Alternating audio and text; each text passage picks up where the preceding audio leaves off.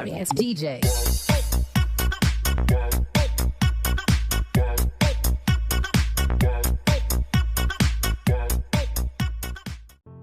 Beberapa waktu telah berlalu.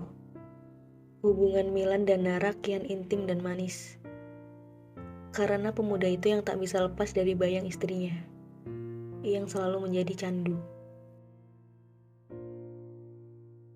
Hingga suatu ketika, Mark utusan Milan mengetahui keberadaan Zelin. Setelah sekian lama ia melakukan penyelidikan rahasia, dengan selalu mengikuti aktivitas Chelsea pergi, yang pada akhirnya bisa membawanya pada informasi keberadaan Zelin. Beberapa hari sebelum itu, Alana berpesan pada Nara jika ia mau Milan datang ke acara kelulusannya. Nara dengan ragu mengiyakan permintaan Alana untuk menyampaikannya pada Milan Kalinga, Presdir Maskal yang sangat sibuk itu. Chelsea bilang, uji rasa cinta Kak Milan dengan murah dengan memintanya datang ke acara kelulusan Alana. Jika dia datang, dia berarti telah mencintaimu. Malam hari sebelum hari kelulusan tiba, Milan sedang memadu kasih dengan Nara di ranjang. Merasa ini momen yang tepat untuk menyampaikan permintaan Alana pada suaminya itu. Dengan lembut dalam pelukan Milan, Nara memberitahu Milan atas permintaan adik tercintanya itu. Dan di luar dugaan, Milan berkata, akan kukosongkan semua jadwalku. Aku akan datang, aku pasti datang. Di sore hari pada hari itu juga, Chelsea dan Nara pergi ke tempat rumah sewa sederhana, milik Vino. Berniat untuk mengajak Vino ke acara kelulusan Alana. Dan dengan ketus saat itu, Vino menolak ajakan Si dan Nara. Hingga kemudian Nara memujuknya dengan lembut. Vin, masa kamu gak mau datang ke kelulusan Ana yang udah kamu anggap adik kamu sendiri? Dan yang terjadi, Vino di sana hanya bersikeras untuk acuh pada dua gadis ini. Padahal di lubuk hatinya, dia juga pasti akan hadir di acara kelulusan Alana, adik dari gadis yang sangat dicintainya. Hari tepat kelulusan Alana, terlihat semua telah berkumpul. Tinggallah Vino dan Milan. Dengan gugup, Nara menunggu dua pemuda itu di depan gedung. Tak lama ada seorang lelaki memanggilnya. Rah, panggil Vino. Vin, kau sudah datang. Senyum Nara bahagia melihat sahabatnya hadir. Masuklah dulu Vin, Alana akan senang melihatmu. Ucap Nara lagi. Ayo masuk bersamaku, ajak Vino. Nanti aku menyusul. Balas Nara sembari menggaruk pangkal lehernya basa-basi. Menunggu siapa? Jawab Vino ketus. Kak Milan belum sampai, cengir Nara. Memutar bola mata malas, dengan hati tak karuan, Vino meninggalkan Nara. Lalu masuk seorang diri ke gedung. Sudah beberapa jam menunggu, dari arah tak terduga, terlihat mobil yang memang sengaja melaju kencang ke arah Nara. Kak Nara, awas! Teriak gadis cantik muda. Brak. Iya, Alana terbaring di jalan, bercucuran darah di kepalanya. Dengan tangisan yang pecah, Nara meraih kepala adiknya. Ternyata Alana ingin mendatangi kakaknya itu. Tiba-tiba melihat kakaknya hampir tertabrak oleh mobil. Sontak membuatnya berlari untuk menyelamatkan kakaknya. Keadaan menjadi sangat ramai. Pertolongan segera datang. Dan mereka membawa Nana ke UGD karena keadaannya yang sangat kritis. Nara dan Ibu Salma hanya bisa terisak menangisi kondisi Alana yang sangat parah. Guncangan hebat terjadi di kepalanya dan luka berat di wajah cantiknya, membuat Nara dan Ibu Salma tak hentinya menangis.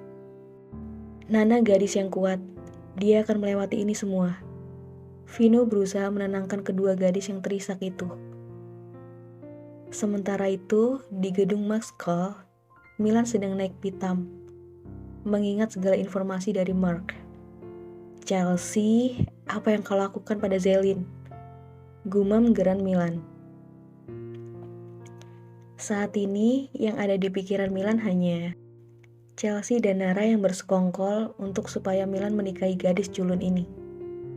Untuk mendapatkan kekayaan dan kekuasaan Milan. Keluarga Alana, panggil salah seorang dokter. Iya, saya kakaknya. Nara dan Vino maju mendekati dokter itu. Alana mengalami cedera berat yang menyebabkan ia membutuhkan banyak biaya pengobatan yang baik. Dan juga sangat mahal. Kalian bisa menyelesaikan administrasi dulu, supaya Alana bisa segera kami tangani. Sambil melangkah ke kasir, Nara kebingungan mencari sesuatu. Kenapa? Tanya Vino. Tasku hilang, Vin, di tempat kecelakaan tadi. Aku fokus pada Alana, hingga melupakannya. Di sana ada semua kartuku, kartu Kak Milan, dan juga handphoneku. Ucap Nara cemas, karena bingung harus membayar dengan apa. Pakai kartu ini saja, aku ada sedikit tabungan. Jawab Vino menyodorkan kartu. Jangan, Vin, tolak Nara. Tidak apa, kau sahabatku, pakai saja. Paksa Vino. Maaf, saldo transaksi kurang. Ucap seorang suster administrasinya. Aku harus pergi ke Milan untuk meminta bantuannya. Ucap Nara tak punya pilihan. Sesampainya di depan kantor Maxcal, Nara mendapat banyak umpatan dari penjaganya. Karena tidak mempercayai Nara bahwa ia adalah istri dari Presdir Maxcal. Hingga terdengar suara lelaki dari belakang Nara. Ia adalah Kai. Nona Nara, sapa Kai. Kak Kai, sahut Nara cemas ingin segera masuk. Ada apa? Tanya Kai. Aku ingin bertemu Kak Milan. Ini sangat penting, ucap Nara. Biarkan dia masuk. Kalian tidak tahu dia siapa. Dia istri Milan. Pastikan kalian menyiapkan surat pengunduran diri setelah ini. Karena Milan benci pekerjanya yang merendahkan istrinya. Jedwar. Semua terkaget mengetahui gadis culun itu adalah istri presdir mereka. Terima kasih Kak Kai, ucap Nara berlari masuk. Di meja telah duduk pria tampan putih dengan raut muka marah. Sedang apa kau kemari? Dengus Milan tidak seperti biasanya. Kak Milan, aku butuh bantuanmu. Adikku. Belum selesai Nara berbicara, kau bersekongkol dengan Chelsea kan untuk menyembunyikan Zelin di Paris, ucap Milan tanpa basa-basi. Setelah Nara menjelaskan panjang lebar, Milan masih tidak mempercayai Nara dan terus menyudutkan posisi Nara yang menangis meminta bantuan Milan.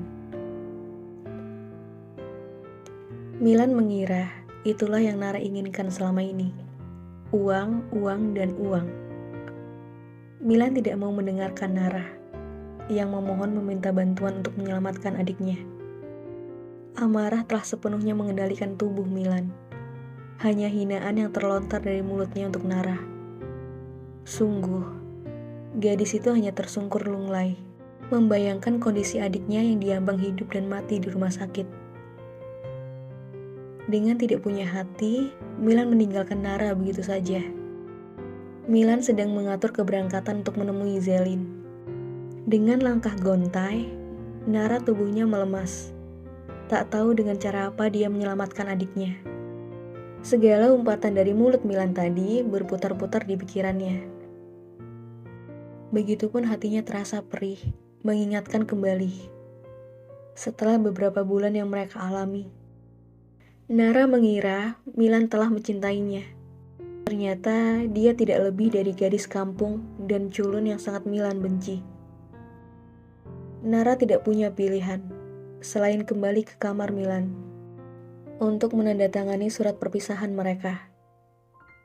Sesampai Nara di kamar Milan, dengan cepat ia segera ke laci nakas, menulis petuah, dan segera mengambil cek di dalamnya yang sudah bernilai 10 miliar terhitung hari ini. Nara menangis sembari menandatangani surat perpisahan itu. Dia tidak punya pilihan lain untuk menyelamatkan nyawa adiknya. Dia harus menukarkan nyawa adiknya dengan pernikahannya. Setelah menulis petuah dan mengambil cek, Nara segera pergi ke rumah sakit untuk menemui Vino. "Kenapa lama sekali?" Vino berdiri dari duduknya, melihat Nara yang baru saja sampai di rumah sakit. "Vin, tolong ya," ucap Nara lirih sembari memberikan uang cek itu ke Vino. 10 miliar? Di mana kau mendapatkannya?" Sontak Vino kaget melihatnya. "Aku menandatangani surat perpisahan kami, Vin," jawab Nara dengan air mata berlinang di pipinya. "Tolong Vin, urus ini. Beri perawatan terbaik untuk nyawa adikku. Aku sudah kehilangan cintaku, dan kini aku tidak mau kehilangan adikku satu-satunya." Rengek Nara pada Vino. "Ini tidak boleh, Ra. Kau menukar pernikahanmu," ketus Vino. "Aku tidak punya cara lain, Vin, untuk menolong adikku." Air matanya mulai berlinang deras. "Kau yakin?" tanya Vino mengusap punggung Nara, mencoba menenangkan. Nara hanya mengangguk pelan. "Tolong beri pengobatan termahal dan terbaik untuk adikku, Vin. Aku mau dia hidup. Aku tidak bisa hidup tanpanya," mohon Nara pada Vino. Mendengar itu, Vino tak sampai hati untuk menolak Nara. "Baiklah, jika itu yang kau inginkan, aku akan mengurus segalanya. Kita akan segera berangkat ke Jerman. Kita akan membawa Alana di sana. Kita akan pergi ke rumah sakit terbaik di dunia," ucap Vino berdiri dari duduknya. "Sekarang kau pulang dan bersiaplah. Nanti malam akan aku pesankan jet pribadi untuk kita," ucap Vino memegang pundak Nara, diselingi anggukan paham oleh Nara. Vino berada di rumah sewa sederhananya. Di sana, dia membuka laci dan mengambil kartu yang ada di sana. Menukarnya dengan cek yang diberikan oleh Nara. "Aku akan segera kembali," ucap Vino sembari menutup laci itu. Ibu Salma, Nara, dan Vino telah siap berangkat ke Jerman, menemani Alana berobat. Sampainya di sana, semua telah disediakan oleh Vino dengan baik. Pemuda ini mengurusnya dengan sangat-sangat baik. Kini, mereka agak lega, karena Alana telah ditangani oleh dokter kelas dunia dan rumah sakit terhebat di Jerman. Di sisi lain, Milan menemui Zelin. Di sana Milan mulai menanyakan alasan Zelin meninggalkannya. Amarah memenuhi tubuh Milan. Tadi sengaja juga saat Milan telah menginterogasi Zelin di tempat makan, di situ juga ada Chelsea yang sedang menuju Zelin. "Kak Milan?" kaget Chelsea. "Kenapa kau kaget? Semua rahasiamu telah terbongkar. Ternyata kau dan Culun telah mengatur semua ini untuk menyembunyikan Zelin," ketus Milan sengit menatap adiknya. "Aku bisa jelaskan, Kak," jawab gugup Chelsea. "Ini semua salahku, bukan salah Chelsea." Zelin mencoba menenangkan Milan yang mulai menyalahkan Chelsea. "Aku yang meminta tolong pada Chelsea.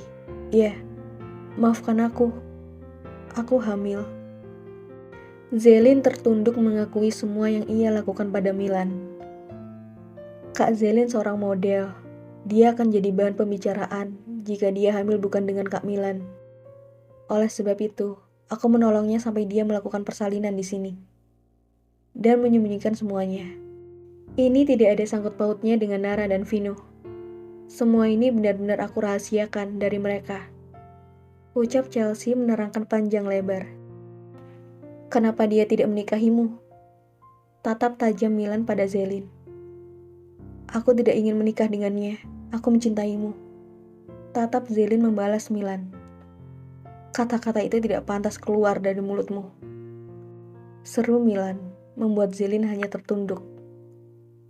"Aku tidak mau melihatmu lagi. Namamu telah hilang di hatiku."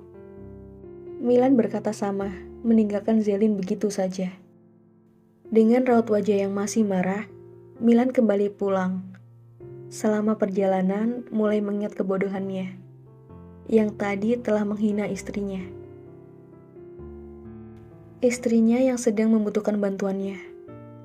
Hati Milan terasa terguncang, mengingat kembali momen itu. Betapa gegabahnya dia. Milan terus mengutuki dirinya sendiri. Tentang apa yang dia lakukan pada istrinya itu, yang telah tulus menolongnya. Kai, cari keberadaan Nara. Aku telah berdosa dengannya. Aku harus segera meminta maaf. Ucapnya pada sahabatnya itu. Selang beberapa hari berlalu, Nara tak juga ditemukan keberadaannya.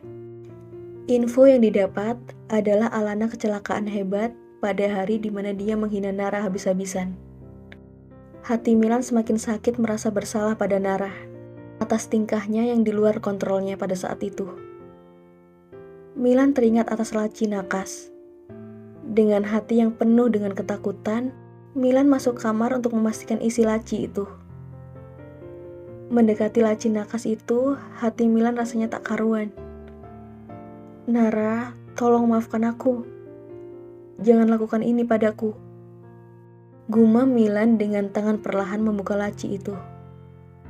Ia menemukan petuah move on dari Nara lagi, yang berisi, "Kita memulai semua ini dengan awal yang salah. Karena itu akan selalu salah. Memaksakan sesuatu tidak akan baik. Karena itu, melepaskan lebih melegakan daripada memaksakan. Kak Milan, aku memutuskan untuk melepaskan ikatan pernikahan kita." Dek. Milan tertegun. Tubuhnya bergetar hebat. Air kristal menetes membasahi pipinya. "Kumohon jangan lakukan itu," gumamnya. Lutut Milan luluh lantah dibuatnya.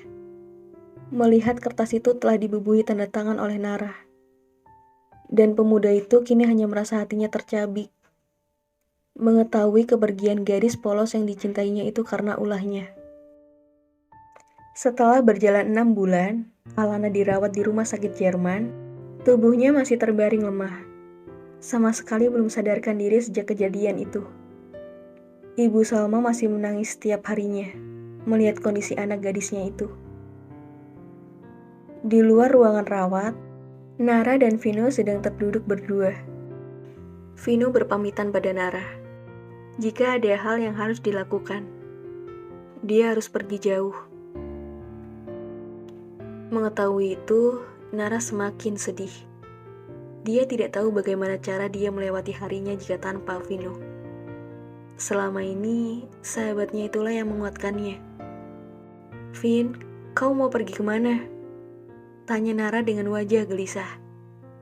"Kau tidak perlu tahu, Ra," ejaknya, memancing senyum Nara. "Kau pakai saja kartu ini. Kartu ini tanpa limit. Kau bisa memakainya sebanyak apapun yang kamu mau. Apapun keperluanmu di sini dan sampai nantinya. Untuk cek itu, sudah aku suruh seseorang untuk mengembalikannya ke Milan. Dan Ra, jika semuanya sudah selesai di sini, kau boleh memilih. Kau boleh memilih untuk kembali pada cintamu yaitu Milan, atau kau akan memulai hidup yang baru. Yang pasti semua aksesmu, semuanya, sudah aku tutup. Tidak ada yang tahu jika kau ada di sini." Jelas Vino lembut pada gadis yang dia cintai ini. "Kau dapat dari mana?" tanya Nara. "Aku menukarnya dengan hidupku," senyum Vino. "Vin, kita akan bertemu lagi kan?" jawab Nara dengan pandangan sedih. "Iya, jika kau jadi Siti Nurbayaku," ejek Vino ke Nara dengan senyuman jahil. "Aku mau." Seketika jawaban Nara membuat Vino tersentak. Hatinya menjadi tak beraturan kembali. Dia kembali menyadarkan dirinya. "Hei, kau harus bahagia. Jangan jadi Siti Nurbaya yang menikah dengan Datuk Maringgi yang tidak dicintainya," ucap Vino dengan senyum. Setelahnya melangkah pergi meninggalkan Nara. Selepas berlalu di depan rumah sakit. "Keluarlah," ucap Vino dengan tatapan dingin. Seketika beberapa pria gagah keluar dari persembunyiannya. Dan mobil mewah terparkir di hadapannya untuk menjemputnya. "Tuan Zain, akhirnya kami menemukan Anda." Sementara di sini, di sebuah pernikahan, Chelsea merenungi kedua sahabatnya yang menghilang. Sambil menatap panggung di sana. Aku rindu kita membawakan lagu kesukaan kita, Rah. Vin. Iya. Chelsea belum menemukan lokasi Nara dan Vino berada. Sedangkan di sisi lain, Milan sedang murka. Karena kalau yang diutusnya untuk mencari keberadaan Nara, tak kunjung mendapatkan informasi. Padahal, Kai sudah memperkerjakan orang-orang terbaik untuk mengetahui lokasi Nara. Sekilas Milan juga teringat ucapan Zelin yang mengatakan bahwa yang menghamilinya adalah Rio, pembawa acara itu, yang juga merupakan dalang dari kecelakaan yang menimpa Alana. Ia semakin geram mengingat semua itu. Kai diutusnya untuk mengantarkannya untuk menemui Rio. Tibalah mereka di rumah kosong tempat pemuda bernama Rio itu berada. Dengan tergesa-gesa, Milan memasuki rumah itu. Bajingan! Kau menyakiti orang yang tidak bersalah. Pecundang. Seharusnya kau membalasku, bukan dia. Emosi Milan meluap menghabisi Rio. Kai kewalahan menahan Milan. Sahabatnya itu hampir saja menguliti pemuda itu. Setelah berada di rumah, Milan bercerita pada Kai bahwa dia sangat takut kehilangan istrinya itu. Dia takut tidak bisa menemukannya. Ini pertama kalinya Kai melihat Milan sehancur itu. Sedangkan di rumah sakit, Nara air matanya mengalir melihat adiknya tak berdaya di ranjang rumah sakit. Alana, ayo bangun. Bantu kakak melewati semua ini. Bantu kakak melewatinya tanpa mereka. Ucap Nara dengan isakan tangis. Setelah menangis di depan Alana, Nara bermonolog dengan diri sendiri. Maaf, Vin. Aku menghargai pengorbananmu. Aku tidak akan kembali. Aku akan memulai hal-hal baru di sini. Pandangan memicing, memutuskan hal penting dalam hidupnya. 2 tahun telah berlalu. Sebuah mobil carport singgah di depan rumah. Turunlah gadis cantik dengan rambut panjang tergerai coklat. Dengan mata indah bak wanita bule. Memasuki rumah itu, disambut oleh wanita paruh baya. Nara, kamu sudah pulang? Ayo makan. Iya bu, Nara lapar banget. Iya, dia adalah Anara Putri. Tinggal di kota baru. Dia meninggalkan semua identitasnya sebagai culun. Sekarang, ia sangat cantik bak wanita bule. Dia sudah meninggalkan kacamatanya, dan rambut terkepang duanya. Kini hiasan sudah menjadi hari-harinya. Dia juga sangat terkenal di sini. Banyak lelaki yang mengejar-ngejar dia. Dia semacam bunga-bunga dan kumbang. Siapa sangka, dia dulunya adalah si culun. Kini Alana mengikuti jejak Nara sebagai MUA. Semua rasa sakit itu perlahan memudar. Semua berjalan seiring waktu. Terhapus begitu saja. Dan Milan masih dengan kesedihannya. Dia terus-terusan masuk rumah sakit karena kesehatannya. Dan Chelsea akan segera menikah dengan Kai. Hingga suatu ketika, Nara mendapat undangan pernikahan Chelsea dan Kai. Yang Nara tolak begitu saja. Dia bersikeras tidak ingin kembali. Dia mau di Jerman. Namun akhirnya hatinya luluh. Dia datang ke acara pernikahan sih. Dan disitulah cerita mereka kembali dimulai. Nara dan Milan. Kembali bertemu dan kembali merajut kasih seperti dahulu. Nara telah memaafkan apapun yang terjadi. Dan mereka kembali hidup bahagia sebagai sepasang suami istri. Nara mengajak suaminya untuk tinggal di Jerman, karena dia sudah terbiasa di sana. Dan pada akhirnya, setelah hidup di sana beberapa lama, Milan dan Nara dikaruniai anak lelaki tampan bernama Berlin Geraldi Kalinga. Diambil dari nama kota Berlin, ibu kota Jerman, tempat berkesan bagi keluarga kecil mereka. Dan mereka hidup bahagia bersama. Dan siapa sangka, ternyata Vino ada rasa dengan Alana. kelanjutannya di season selanjutnya. Terima kasih teman-teman udah menyimak novel Si Culun Mendadak Jadi Istri Presidir yang aku bawain Cloudy Stars TV. Terima kasih atas segala komentarnya, atas segala supportnya. Mimin sangat-sangat berterima kasih sama kalian, karena kalian Mimin jadi semangat buat bawain cerita ini. Sampai jumpa di novel selanjutnya dengan cerita yang baru. Mimin berharap semoga sama ramenya ya sama cerita novel ini. Salam manis, Cloudy Stars TV.